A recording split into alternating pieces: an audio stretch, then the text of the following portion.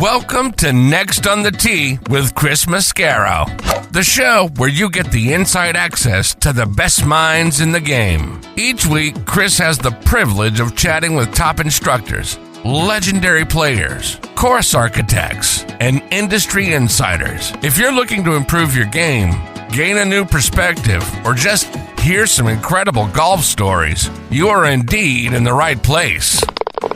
You see, Chris, let me tell you something. I haven't spoken to a press man in my life that is knowledgeable, seriously, as you are. Never. You do such a great job. It kind of makes me feel good all of a sudden. You do so much for the game. You're so kind to all of us that are out there in the game. You know, we need more people like you in the game of golf. Thank you for pressing play. Now, grab your clubs, step up to the tee, and let's get started. This is Next on the Tee. Hi, folks, and welcome into this edition of Next on the Tee, where golf legends live and your game gets better. I'm your host, Chris Mascaro, and I'm so thankful that you are here again for this week's show.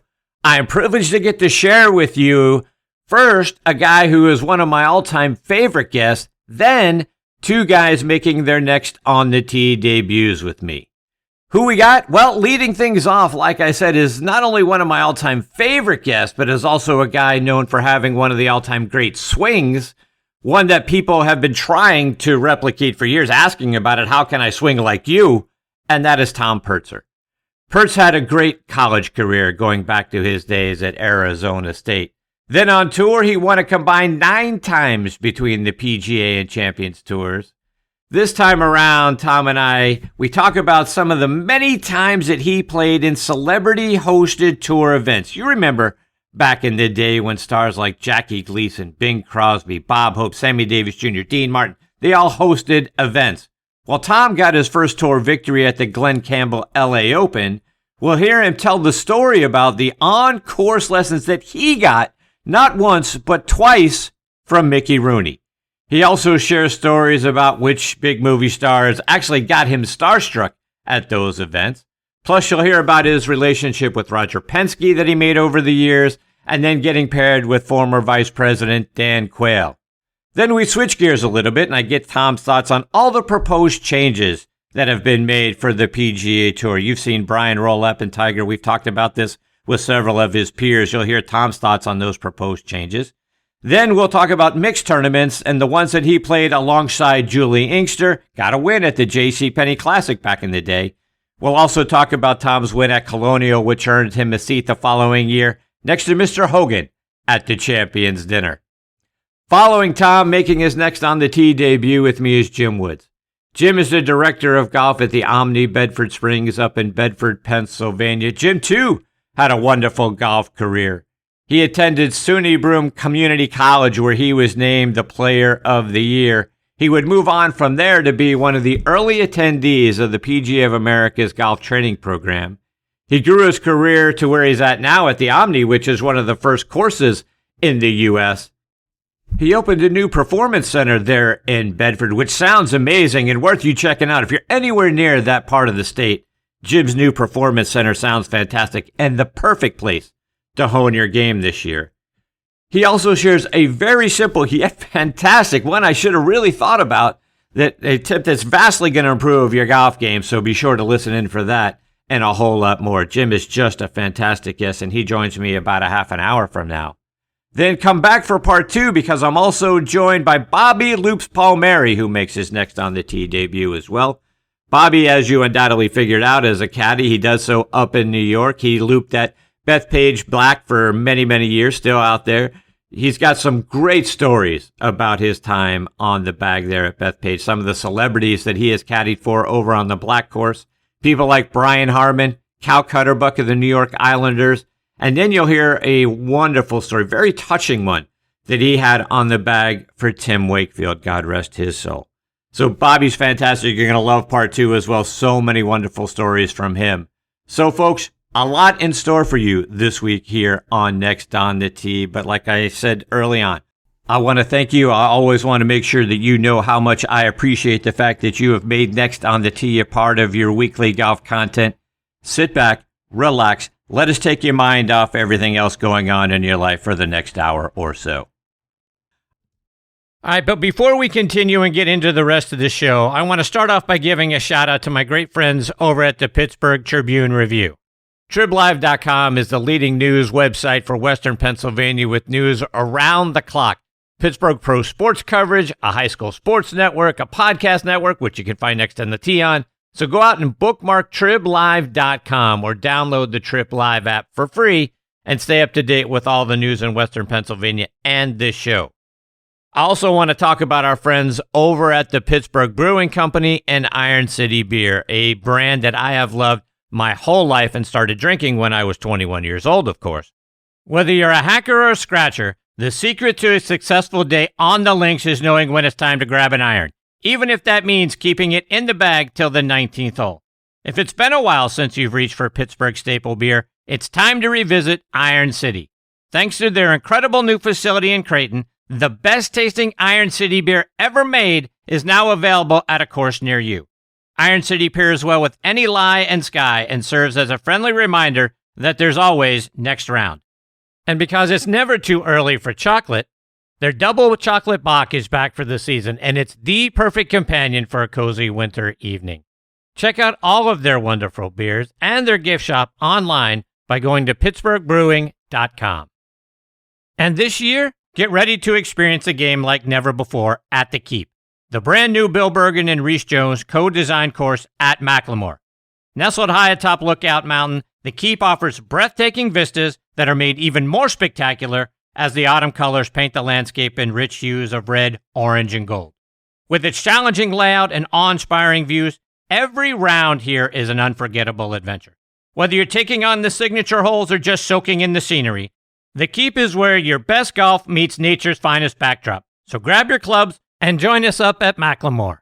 The Keep is open and it's waiting for you. Now back and next on the tee with me is our good friend and PGA Tour legend Tom Purtzer. As you guys know, Tom is absolutely one of my all-time favorite guests. Every time he joins me, it's a privilege to get to spend some time with him. Let me remind you a little bit about his background. He's from Des Moines, Iowa. Played his college golf at Arizona State from 1970 to 1973. He turned pro a little bit later on in 73, got his first tour victory at the 1977 Glen Campbell Los Angeles Open, defeating Lanny Watkins by a stroke. Tom won 5 times on the PGA Tour, 4 more times out on the Champions Tour. In all, he has 15 professional wins. He's always been known for having one of the all-time great swings, and it's my honor that I get to have him back again with me this week here on Next on the Tee. Hey, Tom, Happy New Year. How are you, my friend? Thanks, Chris. Happy New Year to you. And actually, it's my privilege. Yeah, not exactly. You're the number one podcaster. I appreciate you thinking so. Tom, I want to start out our time this time around by looking back at your first tour victory, which came, like I said in your intro, at the Glen Campbell LA Open. That was a time when a lot of big stars used to host tournaments, stars like Jackie Gleason and Big Crosby, Bob Hope, Sammy Davis Jr., Dean Martin, guys like that had tournaments that they were a part of. When you were at the Glen Campbell Open, obviously Glen Campbell there, as the tournament host, were a lot of those celebrities still around? I know it wasn't one of the celebrity pro-ams like they have at the AT&T, but were a lot of those celebrities around for like the Wednesday rounds? Oh yeah, there were probably 30 or 40 celebs that played in the Wednesday pro-ams. Yeah, I got paired with this goes way back, but I got paired with Mickey Rooney. Is that right? Yeah, and he gave me lessons the whole way around. I mean, I enjoyed the time with him because I was kind of a fan. I liked his movies and stuff. But he gave me lessons the whole way around, and that's back when I felt like I knew what I was doing. So what's that like? I mean, Mickey Rooney coming up to you, you're the pro, telling you what you're doing wrong. Yeah, well, yeah, and then the problem was I got paired with him again the next year in the pro-am. So I had 2 years of it, but it was fun. It was fun, You'd see the guys, celebrities on the range, before they played and stuff, and they were all nervous. But it was fun. Those were fun times, actually. So what are some of your other favorite stories? I got to imagine you played the Jackie Gleason when it was the Inverary Open, the Crosby, the Hope, all of those sort of tournaments. You have other favorite stories from being around stars like that? Crosby was fun. I played. I had a lot of really good amateurs. I got to play with Roger Penske. We developed a friendship that we still have, probably for 30, 40 years. But one of the years I got paired with Vice President Quayle. And so we played with Craig Stadler, and his partner was Glenn Fry, and myself and Dan Quayle. So we had a great time. But I'll never forget Bill Murray was right behind us, and he would yell. We'd be up on the green, and he'd be yelling, for us to hurry up, or just the whole way around. And it was shocking in the beginning, but then it got comical. So just those tournaments back then were a lot of fun.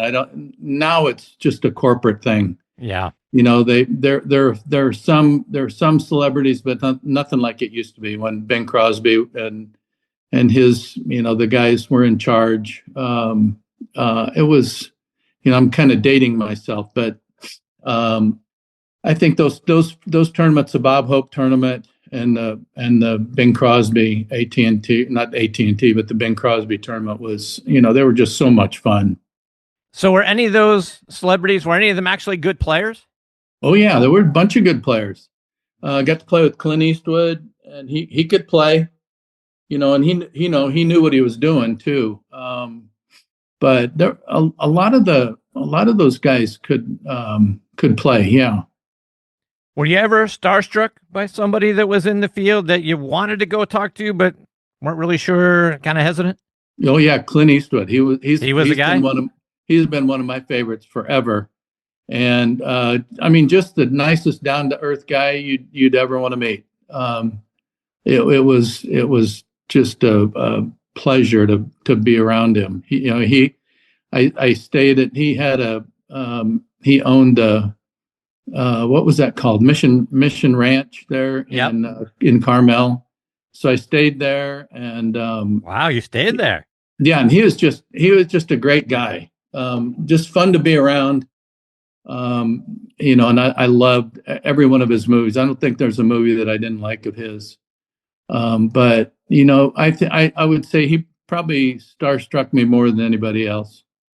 Tom, I want to switch gears a little bit, and I've been talking with some of your former peers about the potential changes coming next year on the PGA Tour. We already know about the number of tour cards being reduced down from 125 to 100, but new tour commissioner Brian Rolapp and Tiger have talked about reducing the number of tournaments potentially in 2027, 2028 to 20 to 22 a year, kind of lopping off the January and early February tournaments. So they're not competing with postseason NFL, and heck, even making sure they don't have any competition with, college football or pro football towards the end of the year, when the NFL season and college football season start late August, early September. And then also focusing it down to maybe the top 70 or 80 players getting into every event, essentially being a signature event. A lot of those wouldn't have cuts, that sort of thing. How do you feel about where we are on the PGA Tour and some of the things that they are looking to potentially do? Well, it's funny. I was hitting balls last night or yesterday afternoon with out at TPC, and Hale Irwin was there, and we talked a little bit about it. And I'm a little shocked that and I hear that the new commissioner is a good guy, but I don't know that he has a golf background. And Hale and I were talking about, why wouldn't they be getting somebody with a golf experience, golf background involved a little bit more, and not so much current players, but he said, like a Jack Nicklaus and I mentioned Hale. Hale's very smart. He loves the tour. He knows a lot about it.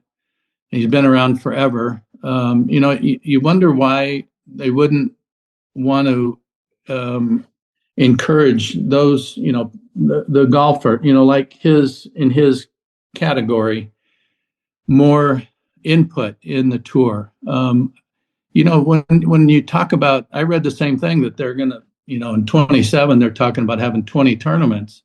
Now, I don't know whether that's 20, then on top of that, they're going to have the signature events or what. It can't just be just 20 total tournaments.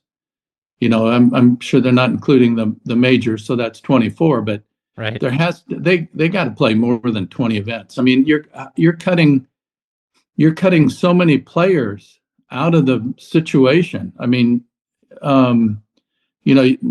Phoenix Open this year is going to be the 120 players down from 132.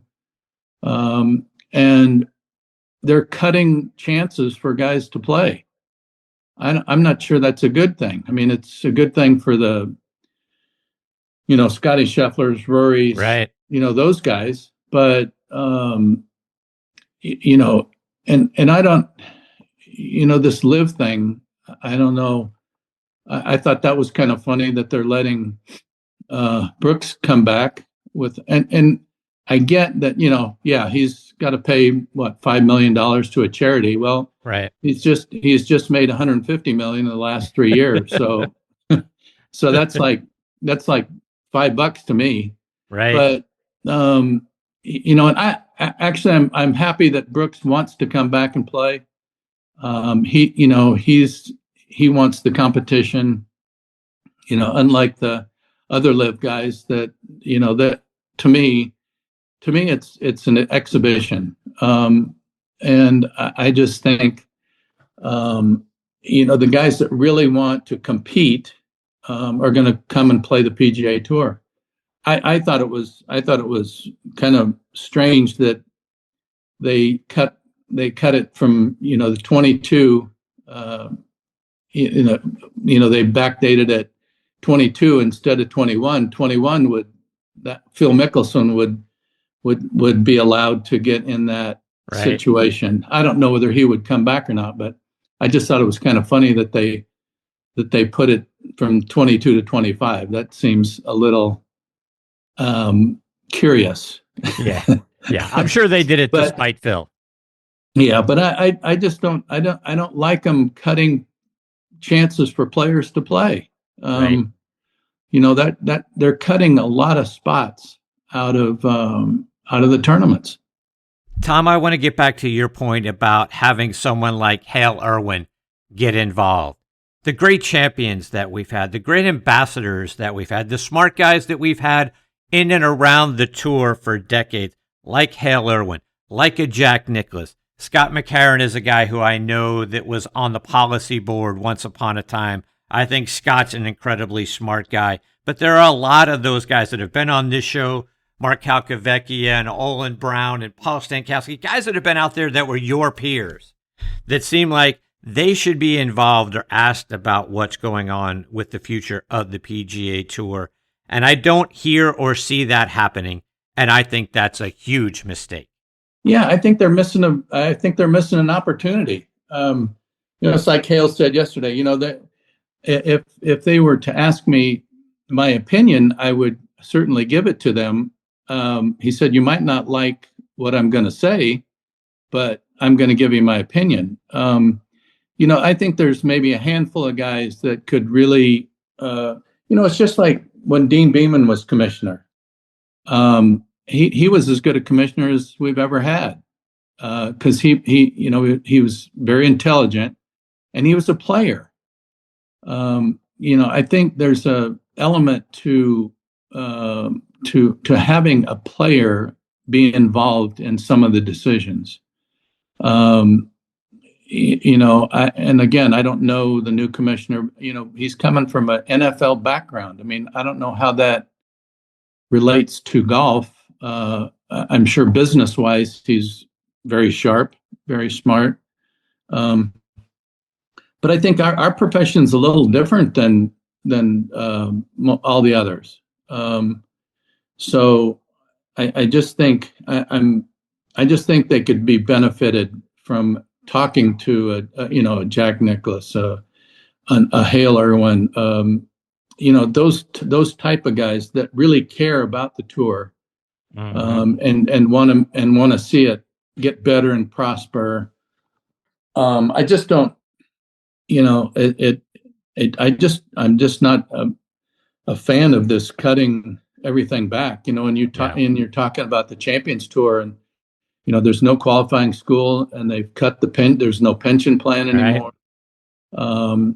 And maybe, and I think the tour is not subsidizing the Champions Tour like they used to. So they're cutting way back on that. And what's kind of odd, I think, is, Tiger's turning 50. Right. I mean, that tour is gonna, that tour is gonna, I want to say it's gonna blossom, but not that it needs much, but certainly to have Tiger involved, and he wants to play. So, I don't know. But on the other hand, all the guys that are playing that tour now, you're going to cut out the Stephen Allens, great guy. He's played the tour for a number of years, and he gets on the Champions Tour and he wins 3 times this year. That's tremendous, right? And it couldn't happen to a nicer guy. It's gonna make it harder for those fellas to get on tour and to stay on tour. It just bothers me that they're cutting spots for players to play. Yes. So let's go back to something you mentioned a moment ago in Dean Beeman, because one of the things, Tom, that I've been thinking ever since this live thing came about is, would we be here? Would the game at the highest level, at the pro level, have ever fractured if Dean Beeman was still the commissioner? We've talked about. I mean, other players and I have talked about this, and we don't think that it would have happened. On the other hand, I think if it would have been anybody else but Greg Norman leading the Live Tour, I think we would have talked. Yeah. I think the tour would have talked to Live and to see how we can coexist. But the tour certainly wasn't going to talk to Greg Norman. Mm-hmm. If Dean was in charge, I don't think it would have. I don't think it would have ever fractured like it has. Yeah, I don't think so either. I think it's, I place all the blame on Jay Monahan. You can blame it on Greg, obviously, as well. I think that those two guys, because of who they were and whatever knowledge or lack thereof that they had and how they felt about their leadership and their positions, made this happen. Without those two guys in place, I don't think any of this ever happens.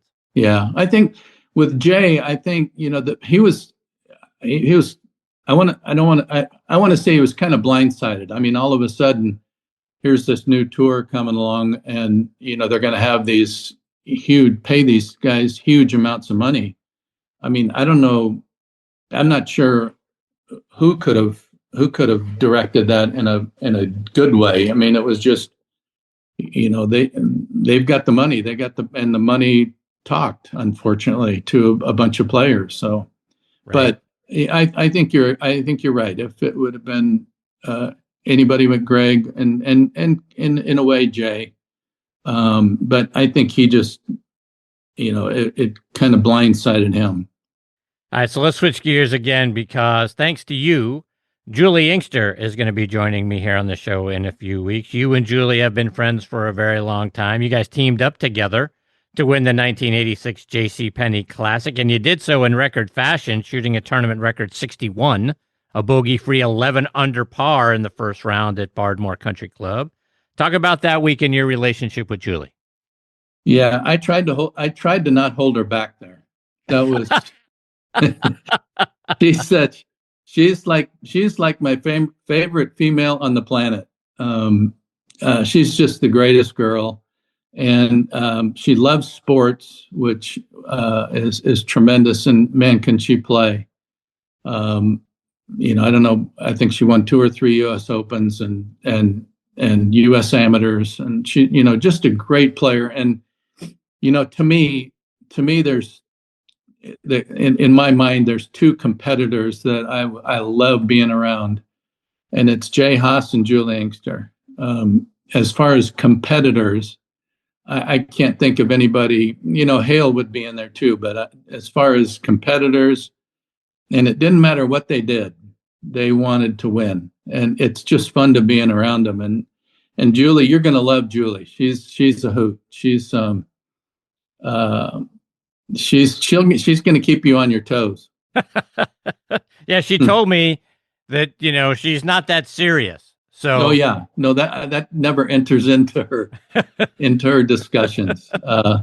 But she's just fun to be around. She's a great girl. Yeah, well, I look forward to that conversation a lot.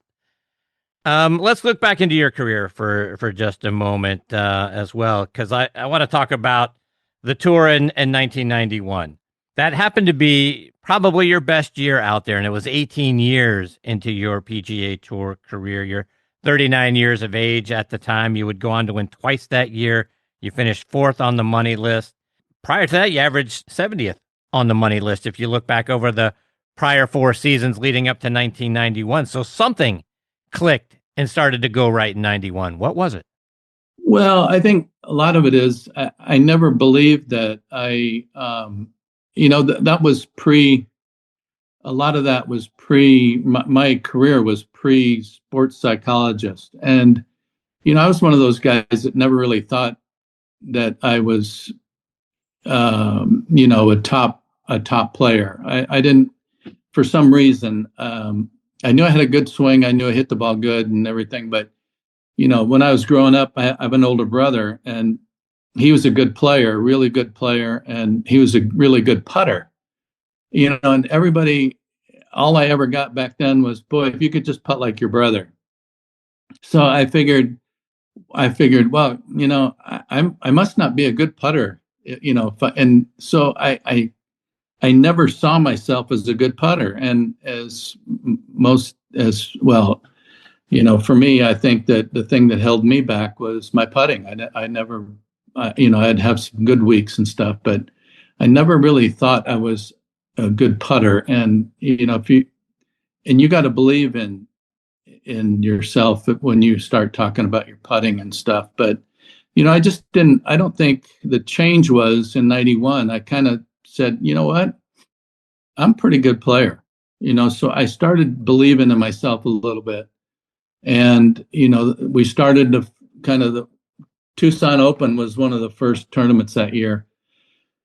And I like to think that I helped Phil kick his profession off when I double bogeyed 18 at the Tucson Open, and he made a birdie on last hole for me to lose by a shot. So I feel like I helped kickstart his career. He was still in college then. So right. But I went on to, I played pretty good, and then that year, and then going into Colonial, I just felt like my putting was coming around. I just started feeling better about my game, and I started trusting myself, which I hadn't done in the past. And then I won there, and then I just had a lot of confidence, and then I ended up winning the World Series a couple months after that. So right. It was a fun year. It was a really, really good year. And then unfortunately, the first week I was trying to get physically ready for 92, and hurt my back on an exercise machine, and never really was. I felt like that hindered my swing from then on. So a couple more before I let you go, and I want to go back to, you mentioned winning at Colonial. That's a place where Mr. Hogan won 5 times on a course referred to as Hogan's Alley. What did it mean for you to go out there and win that tournament? Well, we all have our favorite tournaments. Mine was Colonial and Memorial. And, I remember when Titleist stopped making their K2A ball, this a long time ago. the ball that they came out with, I couldn't play at all. It went straight up in there, and I was always a high ball hitter. So I had to switch balls for a couple years, and I played the Hogan ball just so I could meet Mr. Hogan because during the Colonial tournament, for all the guys that represented Hogan, he had a dinner. So I played the Hogan ball so I could go to that dinner. So I met Mr. Hogan then, and I was fortunate enough when I won the tournament the next year, you get to sit at the champions dinner. You get to sit right next to Mr. Hogan. So I get to spend, some good bit of time with him. And it's just for me, it's the history of the game. It's the Byron Nelsons, the Ben Hogans, the Jack Nicklaus's, Arnold Palmers. That's what really made tournaments special for me. Getting to hang around with them, getting to talk with them. Although I never really got to, Mr. Hogan and Mr. Nelson were done playing by the time I got out there. But I did get to meet them and talk to them at their tournaments. So, that's what meant everything to me. And winning Colonial was, a dream come true, because I had revered playing in that tournament. And then to be fortunate enough to win it was just incredible. You mentioned your swing, and you've always been known as having one of the all-time great swings. So many people over the years have said they wish they could develop a swing like Tom Purtzer's. One of the many things that I admire about your swing is your tempo. Do you have a tip that you give the students that you work with now or have worked with over the years, or just one you can share with our listeners for a good way to develop a great tempo like you had?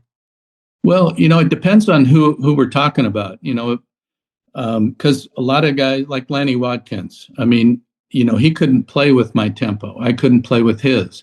So everybody has a tempo. I think you just want to make sure that you're not overdoing, the speed of your swing. You don't want to try and engineer more speed into your swing. And for me, it was a God-given thing. I've had this tempo since I started, and I was fortunate enough to, I could use my big muscles, in my swing. So it looked like a lot of people. I remember when, I was fortunate enough to have Butch Harmon as a instructor for a while, my teacher.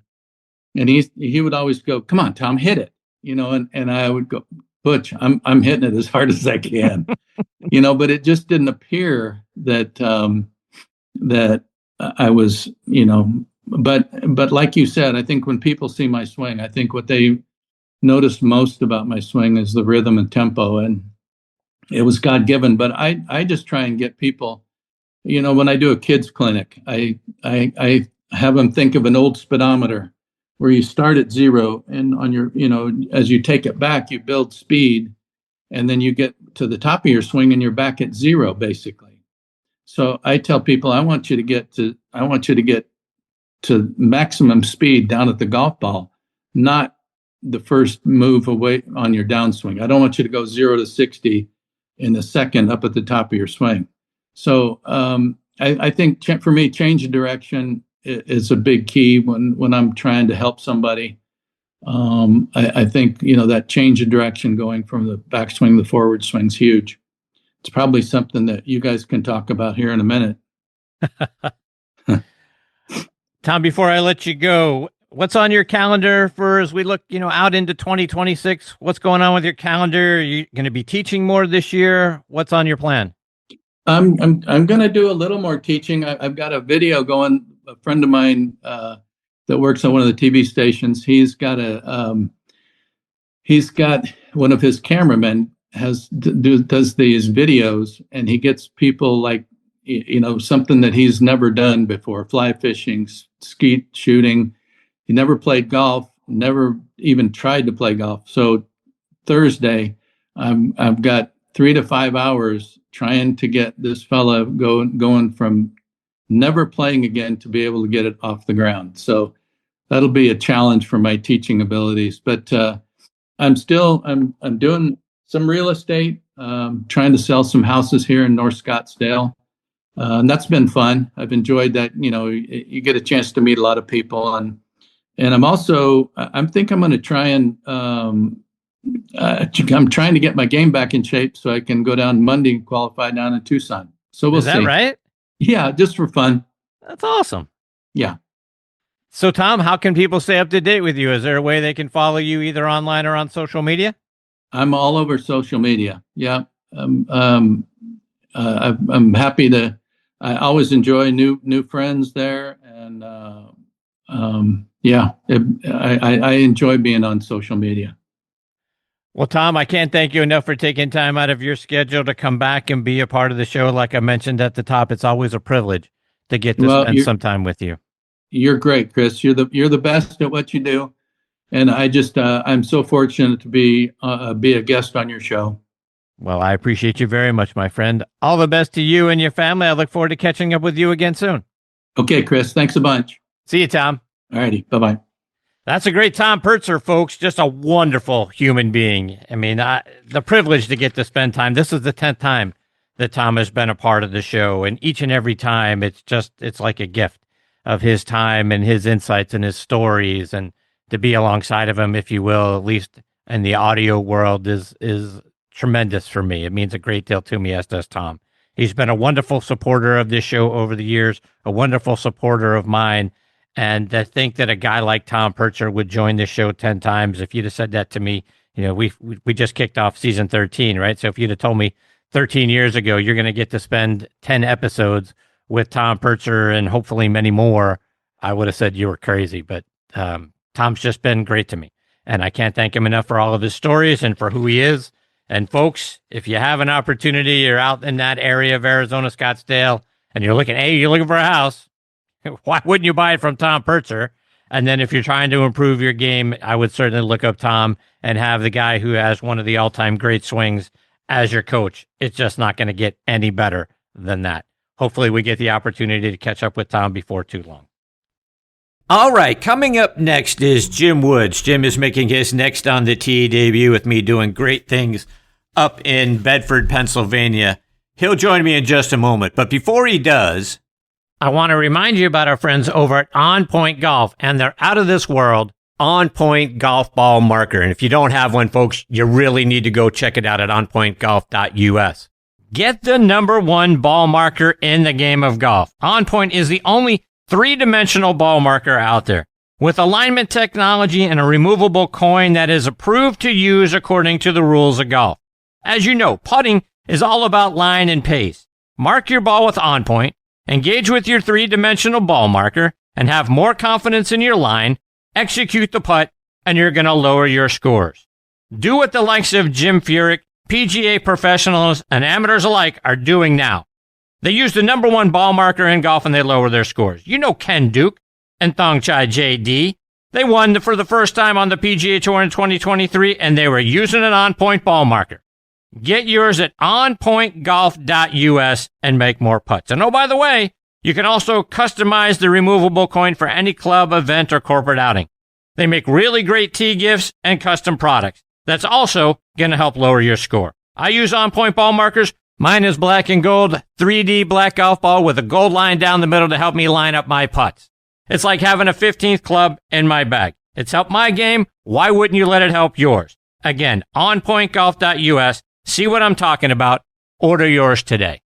And folks, if you haven't tried 2 Under yet, you really need to. Why? Well, from the first tee to the clubhouse, 2 Under's Joey Patch is going to keep you comfortable and locked in all round or all day. Build your own bundle by going online to 2under.com. That's the number 2UNDR.com, and you're going to save 20%.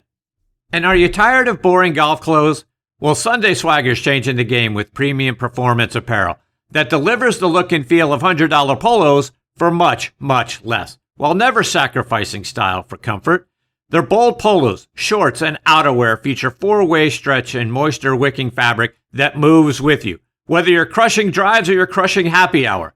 With over 300 unique designs and vibrant colors ranging from their bestsellers like Jawbreaker to exclusive collaborations like Guinness. Sunday Swagger offers something for everybody. And their matching prints for couples, families, and children are flying off the shelves. You might even recognize some Sunday Swagger designs in popular Hollywood movies and TV shows like Happy Gilmore 2. How about that? Sunday Swagger is guaranteed to turn heads and spark conversation. Visit sundayswagger.com and join the Sunday Club for exclusive drops and member benefits. Sunday Swagger. It's your swagger. Embrace it. Own it. All right, now making his next On the Tee debut with me is Jim Woods. Jim is the Director of Golf Operations at the Omni Bedford Springs Resort up in Bedford, Pennsylvania. He's also starting his own golf academy and performance center, which we'll talk about in a little bit. He grew up in Endicott, New York. He attended the State University of New York at Broome Community College, played his college golf there and was named Player of the Year. From there, he went on to the PGA of America Golf Training Program.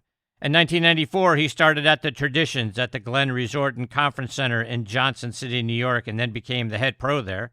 After about 10 years, he moved on to become the director of golf at Forest Gate Country Club in Monroe Township in New Jersey. 2009, he opened his own golf school in Trenton Falls, New Jersey. In 2013, he became the head golf pro at Putnam Golf Course in New York. He's been at the Omni since 2018, and I'm excited that I get to spend some time with him this week here on Next on the Tee. Hey, Jim, thanks for coming on the show. Chris, thanks for having me. Great introduction there. Thank you. You bet. So, Jim, I want to start by going back to the early part of your career. And I was curious, what made you initially want to become a PGA professional, and where did the passion for the game of golf come from?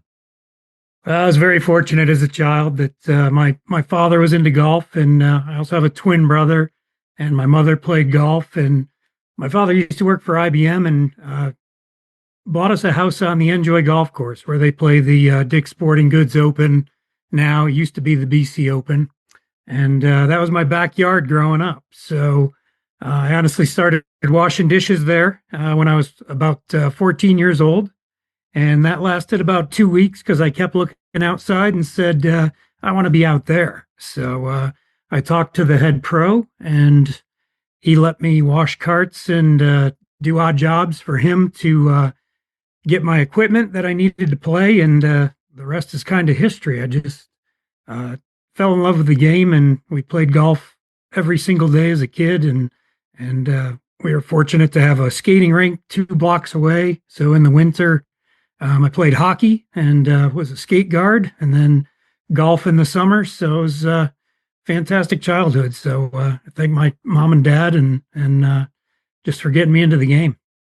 Like I mentioned, you started your college golf career at SUNY Broome Community College. You were named the Player of the Year while you were there. Talk about your college golf days at SUNY Broome.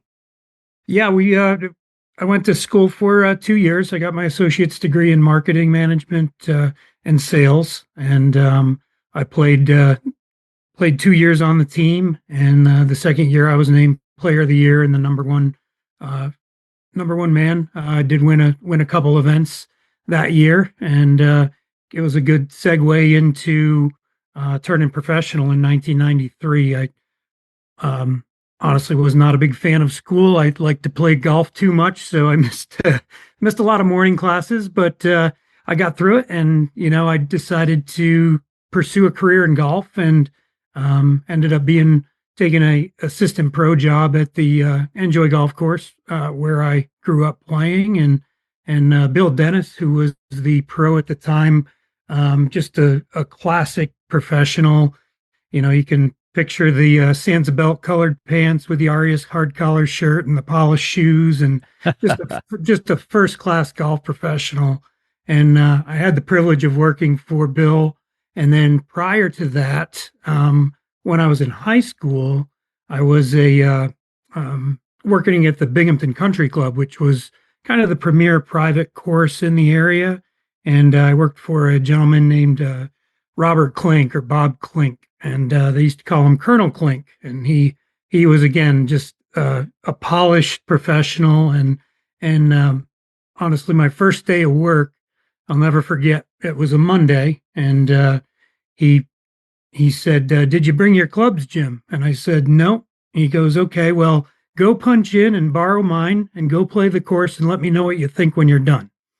And that's how I started my golf career. Was Bob Klink was just a true professional that believed that you should play golf if you're going to be in the business. So you knew what you were getting into. You knew how to speak golf. You knew what the course was like, so you could speak intelligently about it. And I just learned so much from those two gentlemen that it put me on a really good path moving forward into my career.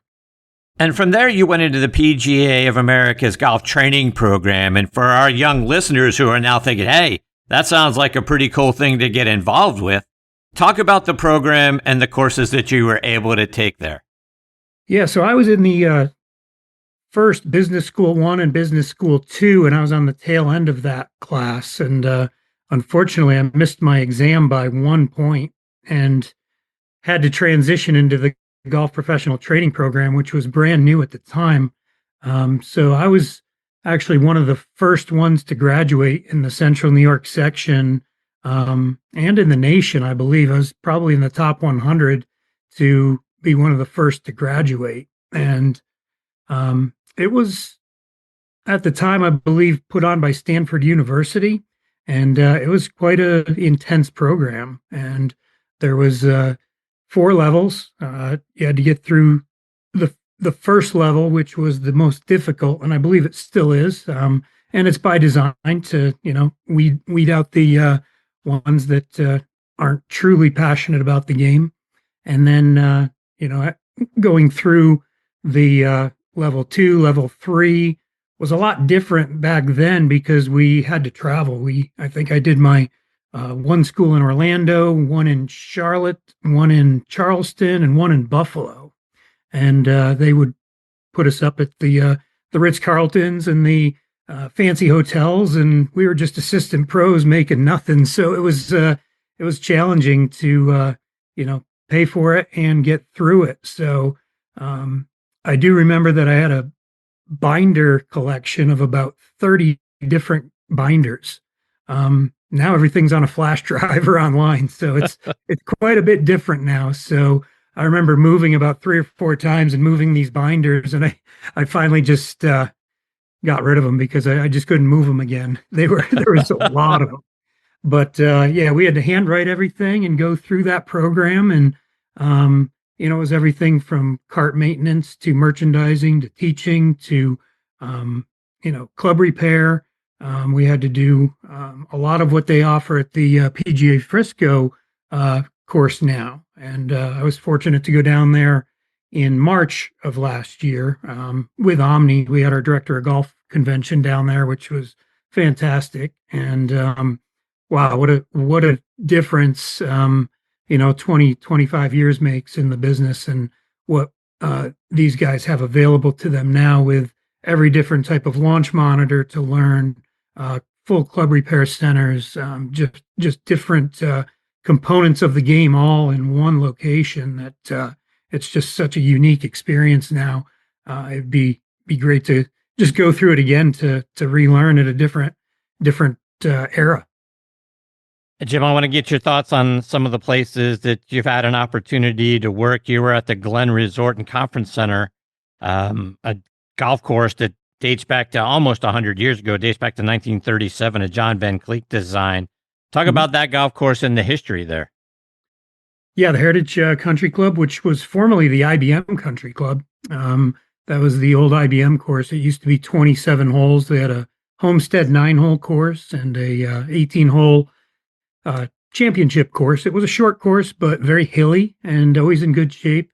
And we used to host the 4-spot qualifier for the BC Open there every year. And, I was fortunate to qualify twice for the BC Open, once there and once through the section. So that was definitely one of my highlights in my playing career. But the IBM Country Club was quite a facility. They had I used to run the golf leagues there. I think we had 40 different leagues playing a round-robin rotation on 27 different holes. So it was quite the logistical challenge year to year, and with payment programs and keeping things organized, keeping score. So I believe we had about 4,000 members at that time from IBMers to family members.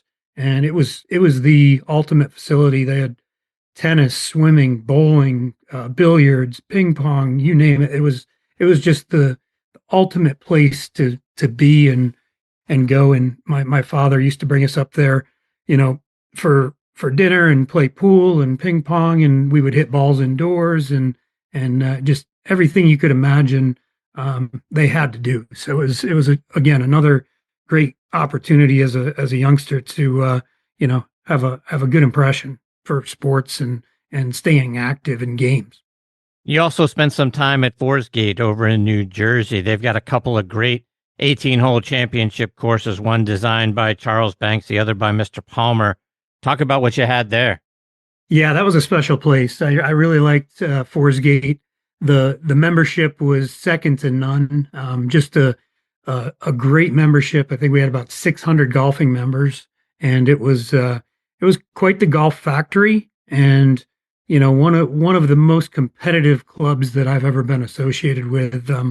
I used to run a lot of events. I think we had about 36 events a year, and most of them were split tee, Saturday, Sunday, over 120 players in each event, and it was like a tour event every weekend. We had the Green Blazer, the club championships, the member guests, you name it. We had trophies for it, awards presentations, and it was an awesome place. Just I taught a lot of lessons there. The membership was very supportive of learning.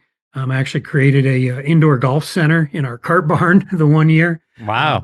That kept it going through the winter. So that was a lot of fun to utilize the space and build something from nothing and keep busy all winter for the members. So it added value to their membership and just a lot of great members. And I'm still friends with a lot of them. We used to travel to Pro-Ams in Las Vegas and New Jersey. For those who don't know, probably has some of the best golf courses in the country that are, you'd never know the names of some of the courses that I've gotten to play, and just hidden jewels that I'll put up against anywhere. They're just spectacular golf courses. And I was fortunate to be in that section for a good number of years. And like we said, now you're at the Omni. You've got one of the first golf courses in the country there. Presidents have stayed there. Golf Week named it the best course you can play in Pennsylvania. Golf Channel Golf Pass named it the #2 public course in the U.S. It's made the tops of lots of other lists as well. For folks who haven't been there, talk about the history of the golf course and the great things that you have at the Omni. Yeah, it's a spectacular place. I mean, I'm privileged to be there, and I'm hoping that it's my last stop on this tour. I really love it there. It's just a myriad of designers. Spencer Oldham designed it in 1895, and then Tillinghast redesigned it back to a 9-hole design in 1912, and then Donald Ross redesigned it again in 1923. And you can actually see remnants of many of the original mounding, the bunkers, the hole layouts that are they kept intact. And Ron Force and Jim Nagel redesigned it in 2007 to what it is today. So it's just a spectacular course, a lot of fun to play, very challenging green complexes, very challenging bunkers. Fairways are generous, so if you can hit a good tee ball, your challenge lies on your approach shots and navigating the right quadrant on the green. A lot of the greens are very big and very undulated, and then we have some postage stamp size greens like number 10 and number 8 that are very short holes. 10 is a par 3. It's called Gully. It's about 120 yards from the back tee. And I've probably made as many double bogeys there as I have pars. It's just, wow. You have to hold the right spot on the green. Otherwise you spin right off the front, and it's a tough up and down when the pin's on the back, and you have to be on the right level. So it takes a precision shot to hold the green in the right spot, especially when the pin is up on top. Number 8 is just a short par 4, kind of harmless, but there are some mounding that is border the left and right side, right in the perfect approach area, and some tree lines. And the green is one of the smallest on the par 4 side that we have. So it looks inviting, and you're licking your chops. And I've walked away with lots of bogeys there too. I always joke about it and call it the treacherous 8th hole. When you look back, you're like, how did I just bogey that? But it's right there. It's right there in front of you. And, you walk off scratching your head sometimes. So, but yeah, just a fantastic course. We've got a lot of signature holes. The Volcano, number 4, is one of the only number 1 handicapped par 3s in the country, I think. Wow. It's, and from the back tees, it plays 223, but actually plays about 245 when it's uphill. So it's a long, challenging hole. And, it is our signature hole, and it's an original. So it's a Donald Ross design. If you've played a lot of Donald Ross courses, which he is probably my favorite designer, and I've played a bunch of Donald Ross courses, and I think at least 3 of them have had that crow's nest par 3 effect that I've played. So the couple down in Georgia that I played, and one of my favorite courses, not Soaring Eagles, Mark Twain course in the Miracle Mile in Elmira, New York. It's a state park course, Donald Ross design, but just one of the great courses that if you ever get the chance to play it, it's probably the cheapest, best experience you'll find. Jim, you're also building your own new performance center. Tell everybody about that. Yeah, November I started to put together a performance center in downtown Bedford.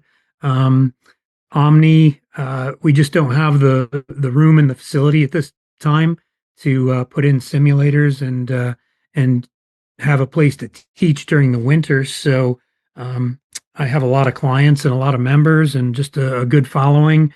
So I decided to put together a performance center, and it's been a lot of work, but also very, very rewarding. I'm very, very pleased with how it came out. And a lot of the stuff I had from my golf center in New Jersey that I ran.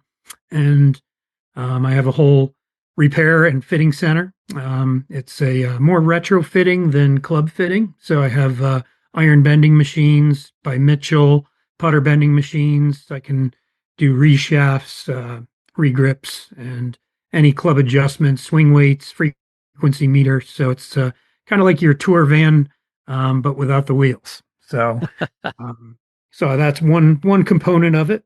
And I also have a fitness component where, I include a Golf Forever stretching and strengthening programs. I'm a certified coach in Golf Forever, which is a really nice program to keep your longevity in golf and keep you fit. And I have a little weight area and a lot of training aids that I use and have had success with over the years. But the biggest thing I think is just the technology side that I've applied to the performance center. Right now I'm using a Flight Scope launch monitor with radar technology. It's got the Mevo Plus Pro package and face impact recognition. And then I also use OnForm with multiple camera views. So every swing you take is recorded. Every swing you take has stats, and it's instant learning. So you can literally take a swing. It's on the screen from down the line and face on in less than 5 seconds. The stats are up on the screen of the simulated driving range from the Flight Scope, and you can compare the video to the stats, and it's instant learning. I've been teaching a long time, and it's made my job a lot easier trying to prove the point, because sometimes when you're standing on the range teaching, people look at you like you're crazy. You're like, you want me to do what? And I don't believe you. Well, let's look at the video, and here's what it is. And their jaw kind of drops, and it's been rewarding the last 2 months teaching and seeing their face when they're like, man, it feels like I'm doing this, and I can't believe I'm still not doing it. So it's, I think, a great way to learn, and especially for the winter, it gives them an opportunity to also come and practice. So I sell packages of, tech golf lessons using the facility and anything I have there to improve their performance, and that's the premise behind it. I'm not nickel and diming them for each aspect. If they need flexibility training, if they need balance training, if they need club fitting suggestions, it's all included in the lesson. So it's an overall performance package. So it's a lesson in everything when it comes to golf. And then I also offer practice sessions that you can use the technology and use the equipment during your practice session. And I spend, 10 or 15 minutes in the practice session just kind of recapping and telling them what they need to work on, what we went over.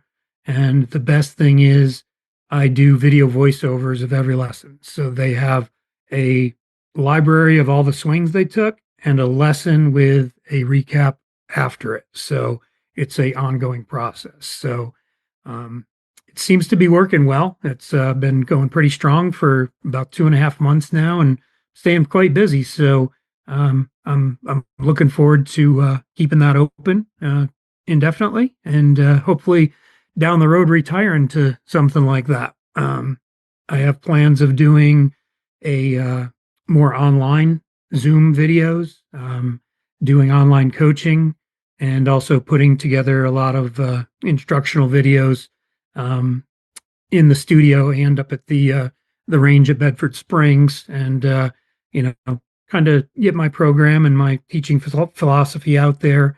I've been teaching since 1993 and been playing the game since I was 5 years old, and just have a lot of great information to share. And quite honestly, it's the favorite part of the business of mine. It's just I could talk golf all day and just love it. It's just so much fun to see that smile on somebody's face when they hit their first great shot and really don't know how they did it. And they look at you and they're like, "How'd I do that?" I'm like, "You did it." And I just kind of guided you. So it's a lot of fun going through the process and teaching. So I really am excited about the Performance Center. And, we have such a great practice facility at the Bedford Springs that I couldn't ask for anything better. I have a teaching tee in the back, a full short game area with real life green speeds, bunkers, 70-yard pitching area with all bent grass.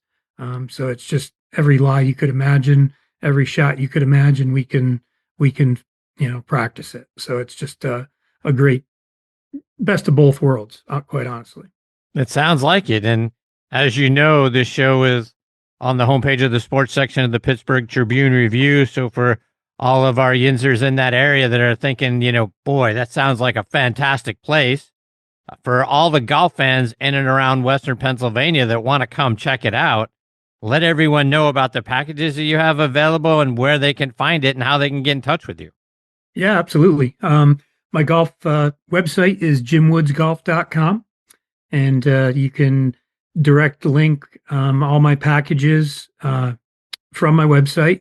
I use the PGA Coach app to book online, so anything that I have available is posted online. So you just choose the day and the time that you want, and whether it's my indoor performance center or my outdoor Bedford Springs, and soon to be online courses, they'll all be posted on my PGA Coach website. But you can link it from my Jim Woods Golf website. So you can learn a lot more about my programs there. And obviously I teach Bedford Springs more March through October, and then the Performance Center will be year round. So I invite anybody to come on down if they're in the area. I get quite a fair number of people traveling to the Bedford Springs from Philly and Pittsburgh, and we also have a lot of national members from outside of 100 miles that travel, and I teach quite a bit too. So, I hope that I see some of them take advantage of the winter swings down in the Performance Center too. Jim, that's all fantastic. Kudos to you, my friend. The place sounds unbelievable. I can't wait to go check it out. I can't thank you enough for coming and being a part of the show this week. I hope this is the first of many visits that we get to have with you. I hope you'll come back and join me again sometime soon. Chris, absolutely. I'd love to talk some more golf with you and, get into some instruction and some some tips for the listeners. I think that would be a lot of fun. So. Indeed. I look forward to that too. Jim, thank you so much for your time this week. All the best to you and your family. I look forward to the next time. My pleasure. Thank you, Chris. Have a great night. You too. Thanks, Jim. That is Jim Woods, JimWoodsGolf.com. How great does that performance center sound right now, right? For everybody that's in a place where it's not essentially not Florida and it's cold outside and you want to go play and you want to get some instruction and you want to have a place that, you can practice your short game and, maybe you need a little adjustment on the clubs. Maybe some of the data is showing, maybe a little bit off. Maybe if I was 2 degrees flat or 2 degrees upright, or maybe this putter shaft was a little bit different. I mean, Jim's got it all for you. How great does it sound, right?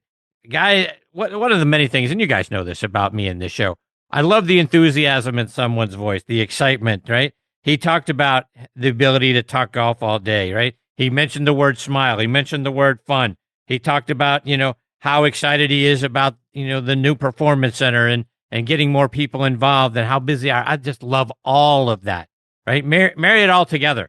What a great experience that must be. So go check it out, JimWoodsGolf.com. I loved the conversation. Hopefully we get the privilege of having Jim back on the show again before too long. All right, my friends, it is time for me to put a bow on part 1 of this week's show. My sincere thanks go out again to Tom Purtzer and Jim Woods for joining me. I hope you enjoyed those conversations. Tom Purtzer and Jim, they're both fantastic guys, and the stories and the insights that they shared were fantastic. I hope you enjoyed them as well. Now, speaking about great stories, come back for part 2 because Bobby Loops Palmieri makes his next On the Tee debut, and then Bryce Popp is also going to join me. That's a surprise guest that I wasn't sure we were going to get to have the opportunity to speak to, but Bryce becomes part of the show as well. And 2 guys that have so many great stories and experiences. Bobby from being on the bag out at Bethpage State Park and on the bag at several Pro-Ams. I'm telling you, the Tim Wakefield story started to get me choked up when he told it to me, and now I get to share it with you. So I think you're really going to enjoy Bobby. Now, Bryce Popp has had an unbelievable life, and sometimes life got him down, and you're going to hear about the struggles he had as a child with dyslexia. Didn't know he had it. Didn't find out until later on in life that he did. So you're going to hear about what it was like growing up with dyslexia and have the kids. You know how kids can be tough sometimes when you're younger and in junior high and high school. Well, they weren't easy on Bryce either. So you're going to hear about that and the important impact that his wife, first as a girlfriend, right, back in high school, the important impact that she has had through the course of his life and helping him get back up from being at rock bottom, and then stories from his career playing in Green Bay and then playing in Buffalo as well. But folks, as I say each and every episode, my biggest thanks go out to all of you for being absolutely the greatest supporters in the history of podcasts, barring none. I'm incredibly grateful to each and every one of you. Until next time, hit 'em straight, my friends. Thanks for joining Chris again this week on Next on the Tee. We hope you enjoyed the conversations as much as we did. Please share the show with your golf buddies and be sure to follow it on Trib Live or your favorite podcast app so you never miss an episode. Thanks for pressing play and being part of the journey. We'll see you next week, right here, where the best minds in golf share their stories.